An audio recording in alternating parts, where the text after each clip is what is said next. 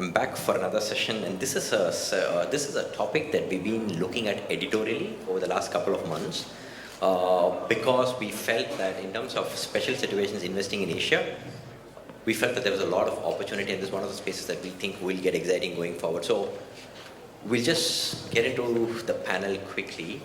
I would just ask all my panelists to just take less than a minute just to introduce themselves, and then we can sort of get into the discussions. Let's start from Benjamin. Sure. My name's Ben Crilly. I'm a director at Borelli Walsh. For those of you that don't know Borelli Walsh, we're a restructuring advisory firm, and I head our Indonesian office. Hi everyone, Anupam Ketan from Symphony Asia. I'm a principal there. I've been working with Symphony now for, I'm actually in my 7th year. And we are primarily a direct investor. We do venture capital and private equity investments. And we're entering our 39th year of business today with the same management team. Hi Joji, thanks for having me. So my name is Abhinav Junjunwala. I look after AJ Capital. We're a multi-strategy investment house, so we invest across public and private markets. Most of our allocation in public markets is corporate credit and listed equity. On the private side, we're opportunistic investors in private equity, in venture capital, and we're also owner-operators of 2 businesses in sectors that we really like, namely healthcare and insurance. Hi everyone, I'm Kulbhushan Kalia. I work with Allianz Investment Management. I lead investment strategy for the Asian balance sheets, and I also lead a private debt fund investments in Asia for Allianz. Yeah, thank you everyone. Just before we start, Symphony is a listed entity, so whatever Anupam speaks on this panel is all off the record. So if there's media here, you please don't quote what Anupam says. Just wanted to make that. Thank you very much, Joji, and also all of my comments on a personal basis, not official from Symphony itself. Yeah. So Kalia, let me start with you in terms of the distressed debt opportunity, special situation activity. How much activity or how big is that an opportunity outside, let's say, China and India? When you look at Southeast Asia, what's really happening in the space here? Yeah, I think the opportunity is definitely developing across Asia, and I would say including in China. One of the most interesting markets today, of course, is India, where the new bankruptcy law has opened up a lot of opportunities. And we see a lot of effort being done by various institutions to actually make that law/reform a success. So that's a very interesting opportunity. Apart from that, I think there is a fair bit of regular, NPL activity which happens in countries like Thailand, Indonesia, which continues, going forward. Yeah. Abhinav, you look at India closely. Kalia spoke about India, but big picture overall. When your clients, they are usually a small portion of their portfolio towards these kind of investments, especially special situations, distress and all of that. But with so many opportunities emerging, especially in India, have you seen clients sort of, or your clients allocate more capitals towards the space? So I think there's definitely an increased level of interest, right? Because I think as Samir just said earlier, there is some headline concern around India, but structurally it's still a very positive market, right? So from a long-term perspective, I think people remain incredibly optimistic about the opportunity in India. This short-term liquidity crisis has definitely offered several special situations across sectors. And we're seeing an increased amount of interest, but the short-term concern is also around execution in India, right? I think that's always been a recurring theme in India. So working with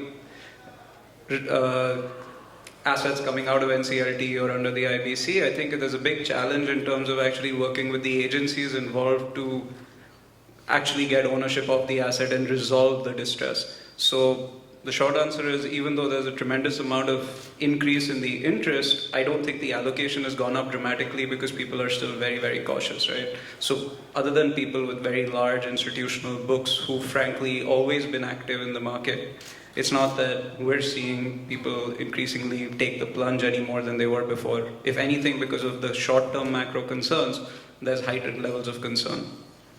Anupam, specifically to Southeast Asia, One of the things that's sort of held up in this region was historically over the last couple of decades, this region has been propped up by tens and thousands of SMEs who've sort of been able to compete. But in this current scenario, with demand from China coming down, trade wars, and all geopolitical tensions, there's been a lot of reports on distress associated with SMEs in this region. But most private equity firms do not look at the SMEs in Southeast Asia. Is that a big opportunity, or you think it's just too fragmented? It doesn't really present an opportunity for firms like you? So thank you very much for the question and also for organizing the conference, Joji. I think you do a tremendous job every year. And I know I've said that to you privately before, but now I'm saying it publicly as well. In terms of opportunities in the region, I do agree with you that the SMEs present a lot of very nimble opportunities. However, also there seems to be a lot of dry powder accumulating and really forcing itself into certain targets. And as a result of that, I don't know if they are correctly classified as SMEs today, but I'm sure we all know of various supersized funds raising more and more capital, trying to find small deals to invest in, and just the very nature of the amounts of the investment they're trying to do, they force the valuation up, and then everybody else is trying to get in on those same deals because they've been marketed quite well. So there is a lot of opportunity out there, but I think also there's too much capital, there's a herding mentality, nobody wants to be left behind, some of the traditional issues with investing in Southeast Asia or in any region.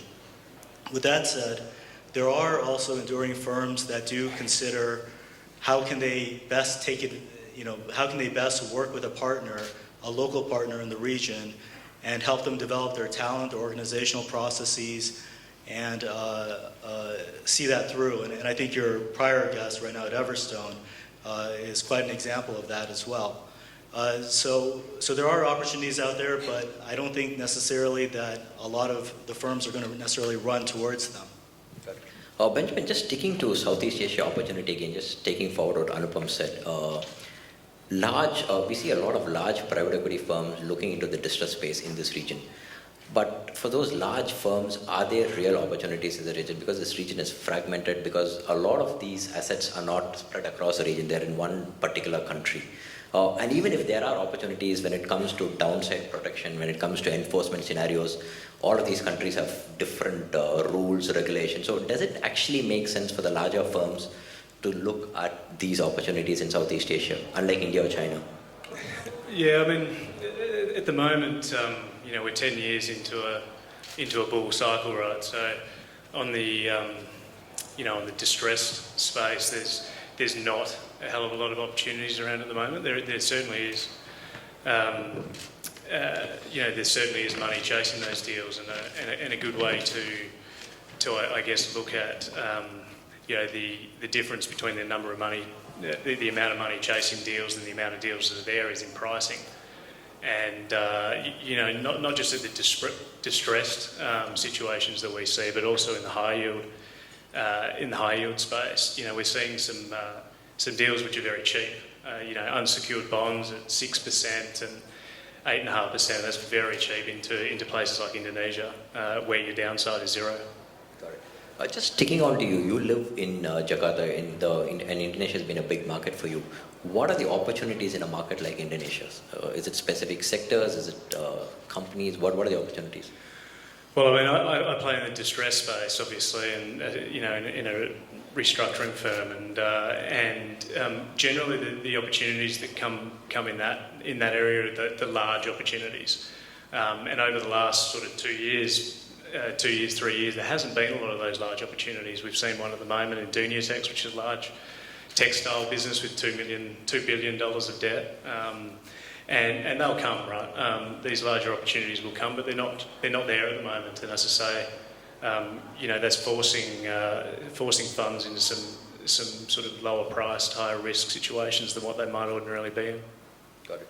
Anupam, my earlier question to you was on SMEs. I just want to come back, just ask you a follow-on question there. While they can't be really classified as distress, but when you sort of look at a lot of SMEs in this region, some of the challenges that they face is issues like succession planning, A lot of them need digital transformation to sort of survive when the next generation takes over. So again, why haven't we seen a lot of private equity firms really look into these kind of opportunities that these SMEs present? That's a fantastic question, and I think part of it has to do with the primary founder issues as well. So oftentimes what we see is that in the SME sector, a lot of the founders are not necessarily ready for corporate governance reform, structuring, automation, or actually putting effective processes in place. However, where there is a will to do so, I think there's an extraordinary opportunity for the companies to right-size themselves, to develop a better business model, to increase their revenues and profits substantially. And in fact, one thing that you realize is when a company, an SME in particular, is ready to add on organizational and leadership initiatives, they might give up a little bit in terms of gross margin. For example, hiring the requisite CEO and the correct staff to get their work done for them. So they might give up a little bit on the margin side, but on the other side, the revenues and profits are actually substantially higher, such that they're actually making more money. So it's actually something which is to everyone's benefit for a lot of the SMEs and first family-run generational companies to really work with those firms that do want to help them succeed and succeed in partnership together. Abhinav, just coming to you, one of the things that when we had spoken in the past, you had looked at NBFCs in India. We also see, as AJ Capital, and we also see a lot of large private equity firms chasing some of these NBFCs in India. But a big picture, just two related questions. Big picture, how serious is the NBFC crisis in India, and do you think a lot more of them will have to sort of collapse or fold off before we see some level of stability? And are you also looking at picking up NBFCs, investing in them? Where's AJ Capital? Yeah, so I think from our perspective, we were probably a little early in calling the NBFC opportunity a compelling one earlier in the year. So we've continued to see some level of deterioration both on the asset side and the liability side for NBFCs, right? Cost of capital in India continues to go up. As Samir said just before this, that you're now getting equity-style teens return for essentially senior secured risk. That's a function of the cost of capital being prohibitively high in most of the sectors, right? And in my view, I think that the NBFC sector is now going through a reckoning. The large guys will probably survive. There will be consolidation. The big PE folks have already started picking up businesses and consolidating them. Where I think there's concern is for the smaller NBFCs who have wholesale exposure. The reality is it's become very challenging for them to manage the liability side, and because of the short-term macro concern, you're not necessarily seeing the demand come through on the asset side, right? And as a result, we're ending up in a place where these NBFCs are frankly struggling every day to meet their short-term liabilities, and I don't see that changing anytime soon. So the NBFC crisis is still very serious. It has implications across other sectors. And I think we need to see a meaningful change in the way credit is extended. Having said that, it's yielding great opportunities for us because we're getting to step into places where NBFCs would typically be doing the financing. So very recently, we started doing financing for films, right? We're financing one of the largest movies that's going to come out of India next year. It's the 1983 World Cup movie. That's a very big deal for most Indians, because the first year that India won the World Cup. And the reality is typically an NBFC would have picked up that kind of credit because the counterparty risk on that is Netflix or Star because they've pre-bought the rights for OTT or for satellite, right? So we have complete visibility by way of pre-sold rights. We're going to make a decent teens type of USD return, but because the NBFC environment is such that an NBFC can no longer finance at that and make a margin, people like us get to play in that space, and that's a great opportunity. Kalia, just sticking on to India, you recently invested about $200 million in Edelweiss, the debt platform. And if I'm not mistaken, that was also the first such deal that Allianz did in India. So how big an opportunity do you see the Indian market, and do you see yourself doing a lot of these kind of deals, or do you see yourself going in directly? What's your strategy for a market like India? Yeah, so I think as an insurance investor, we play across the whole spectrum of the private credit space, and I think our first preference is, of course, senior secured kind of lending. Distressed and junior kind of strategies, I would say, are more opportunistic. And in this case, I think we found that the market looks pretty interesting in India, and that's why I think we took the plunge. There is also, I think, a fair bit of seriousness from various institutions in India to get this to be a successful reform. The key thing, of course, is, as Abhinav mentioned, you have to understand that time to cash really impacts IRRs. So we have to see how this plays out. And the second thing that is very important is that a lot of the assets which got bid under this bankruptcy law at 40, 50, 60, 70 cents, they got bid at this price because the law envisages a very time-bound process, as well as the structure of the creditors, the seniority of creditors pretty well. So these are two essential, I think, items that we have to see how they play out. We hope they play out really well, because they really are important determinants of returns. Apart from India, I think overall across Asia, I think it's a great opportunity. I mean, there are opportunities, but we play those opportunities more from the global special sits exposures. Because sometimes the pricing works in a market, sometimes it doesn't work in a market. So we rather not commit to a country-specific fund and play it globally.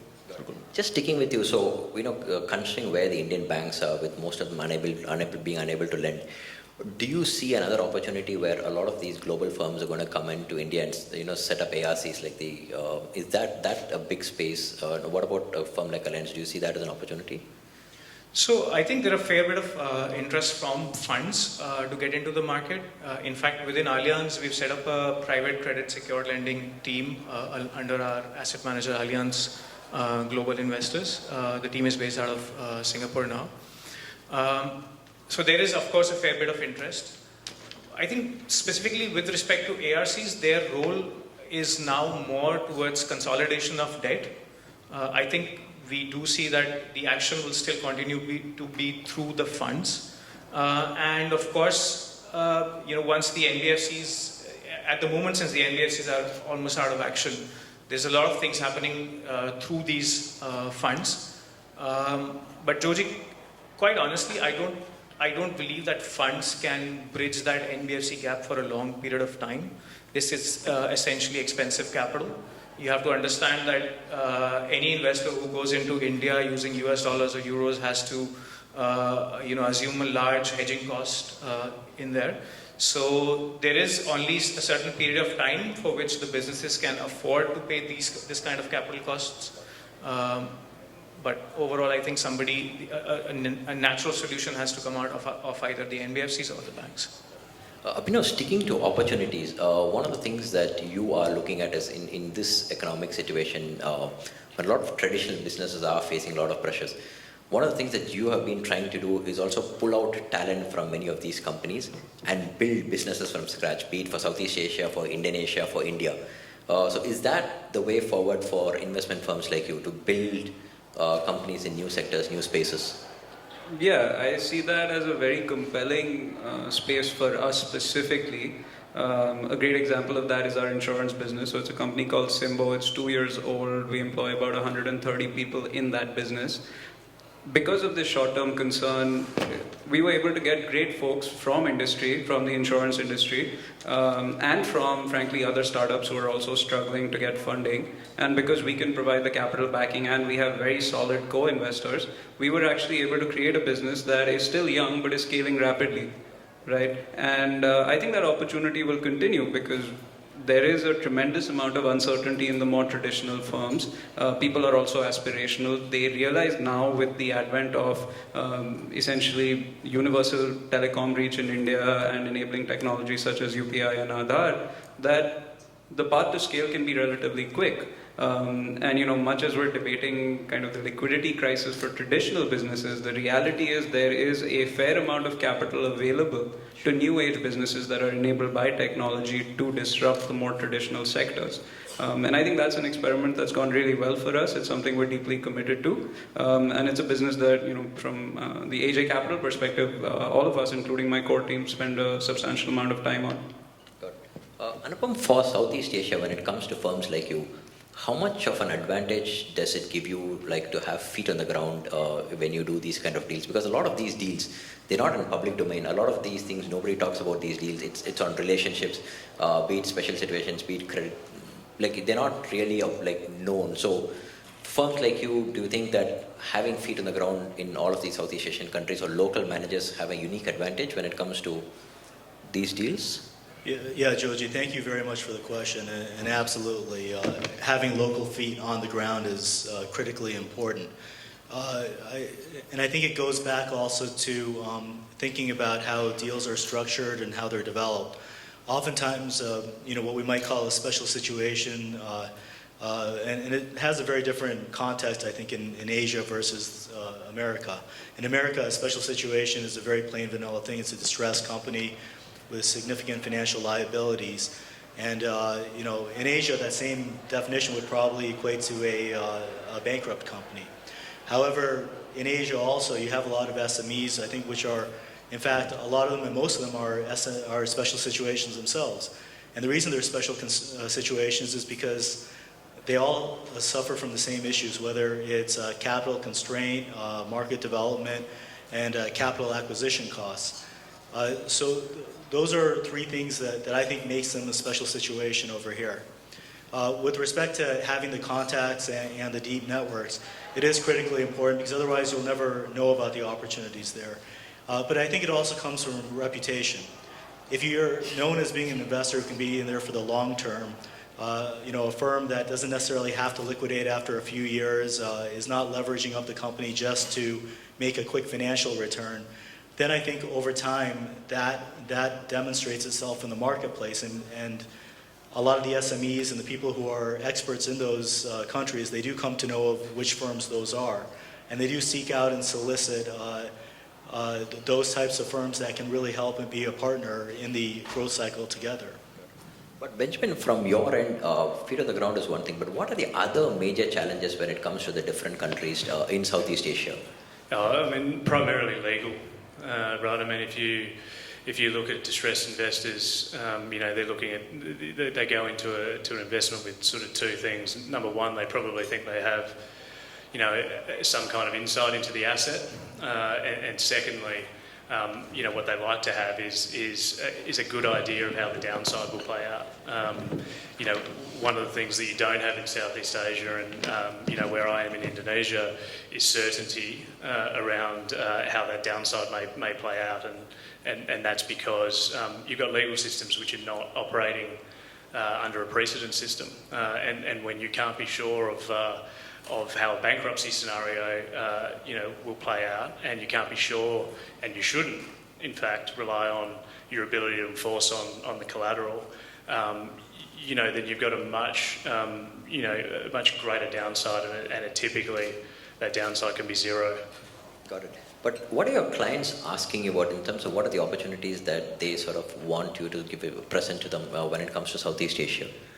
Yeah, we work with a lot of hedge funds and who are traditionally in the distressed debt space, but they also, what's happened in Indonesia over the last 5 years from our perspective is there's probably a bit of a thinning out of some of the international banks that were there, and some of that vacuum has been replaced a little bit by hedge funds. So we're certainly seeing those funds go in and play a little bit more of a more traditional financing role, where they can get 10, 12, 14% yields, with obviously low interest rates in US dollar debt, and they're replacing that traditional bank financing that's not there.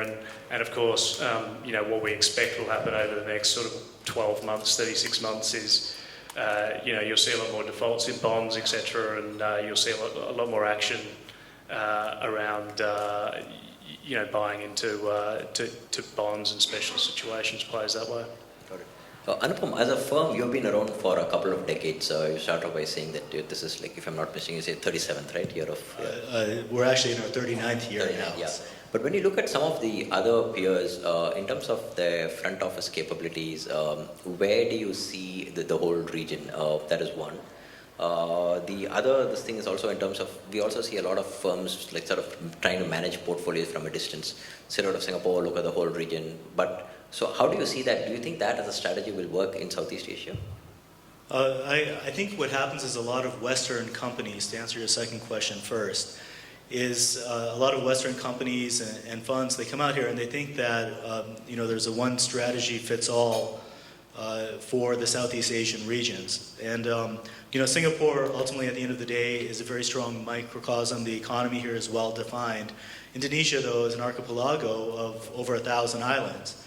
And you need to have a different strategy for each of these locations. I think one of the issues, especially from a Western context, is a lot of firms do come out here and they think that they can somehow just plug and play and expansion will be very easy.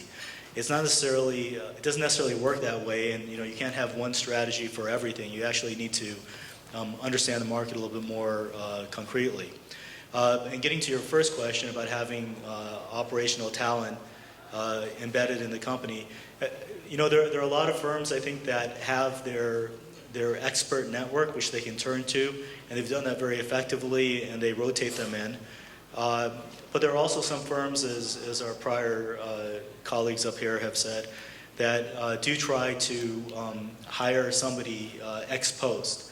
And the issue with that in a place like Asia is that oftentimes either the specific skill is not available, or if it is available, it's not right-sized to that opportunity, and it could be extremely expensive versus the issue they're trying to fix.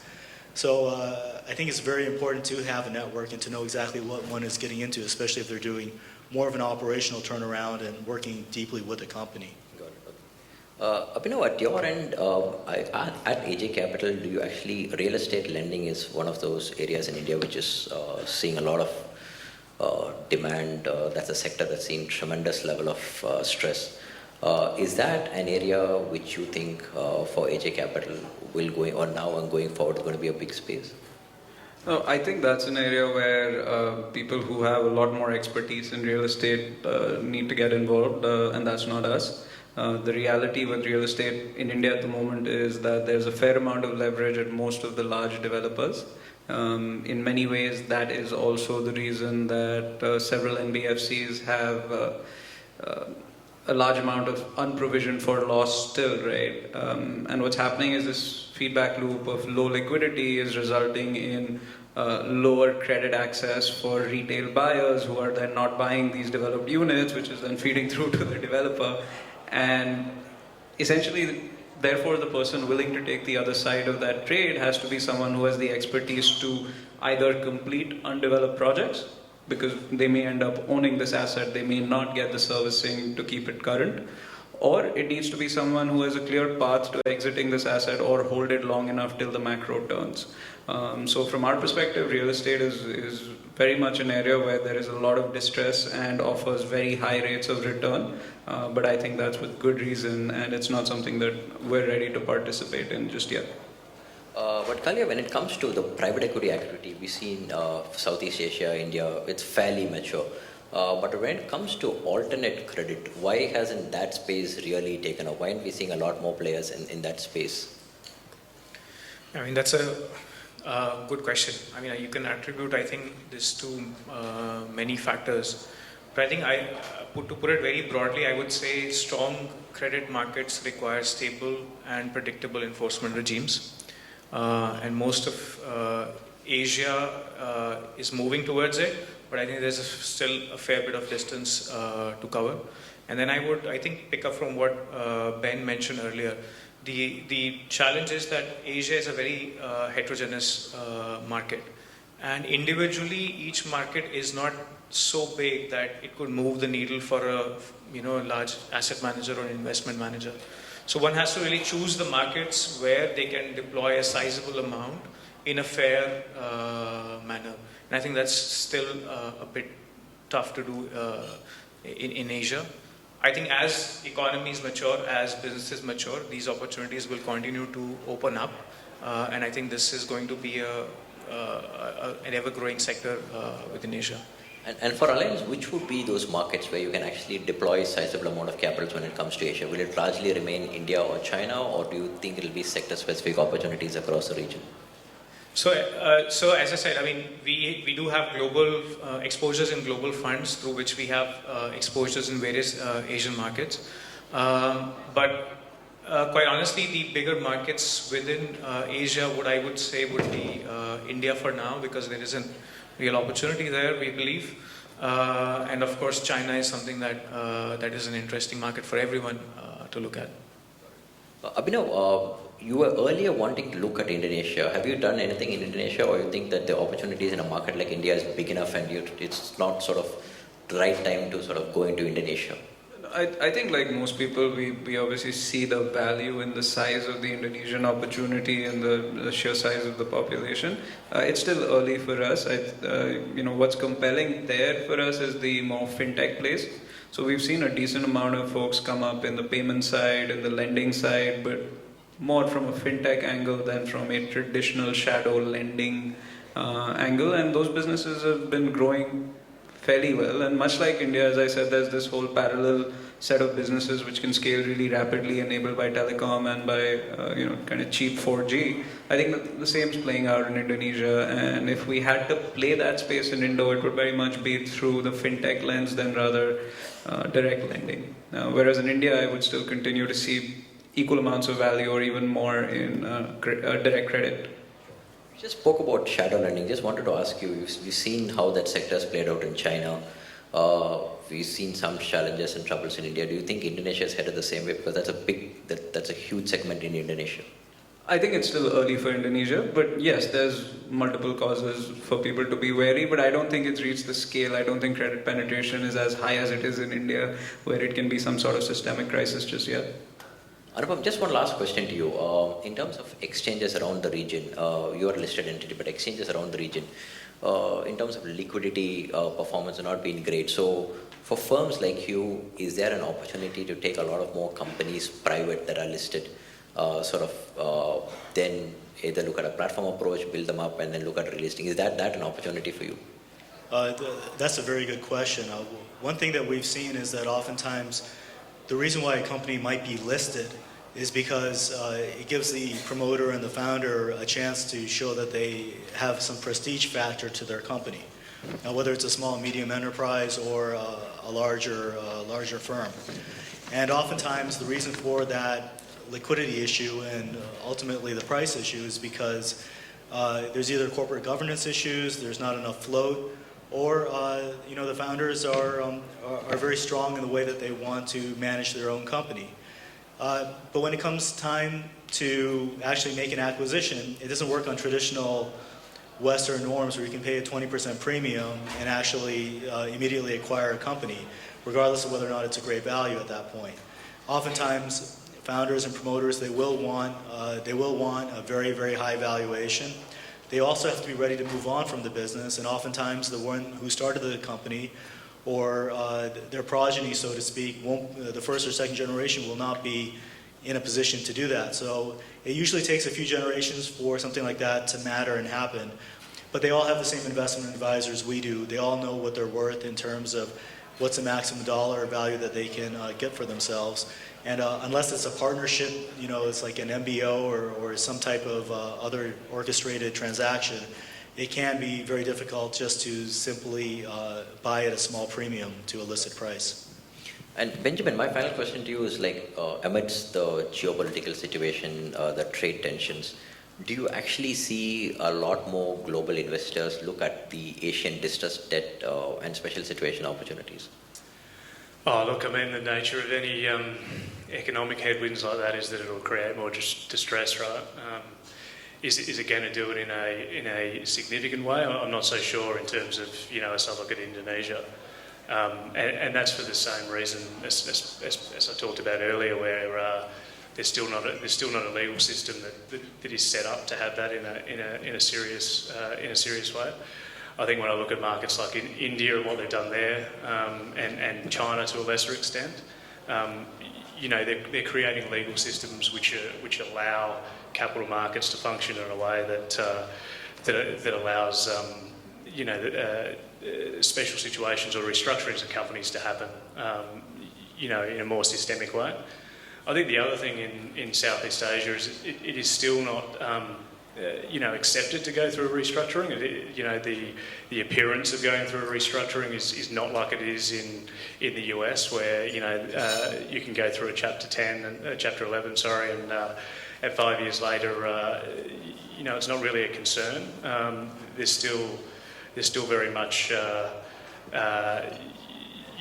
just the negative impact personally to a founder or to the business as well. And I think until that changes, I'm not so sure that simple economic headwinds are going to create that. I think the question is, for the legal frameworks to change, you really need a catalyst, and the question is more, does this create a larger, economic issue which will create that a catalyst for perhaps those markets to move some of their legal systems? But I think we're a long way off. Got it. I see the monitor saying time is up. Sorry, we won't be able to take audience questions for this panel, but just want to thank you, all of you, for joining me for the Special Situations panels. Thank you all. Thank you.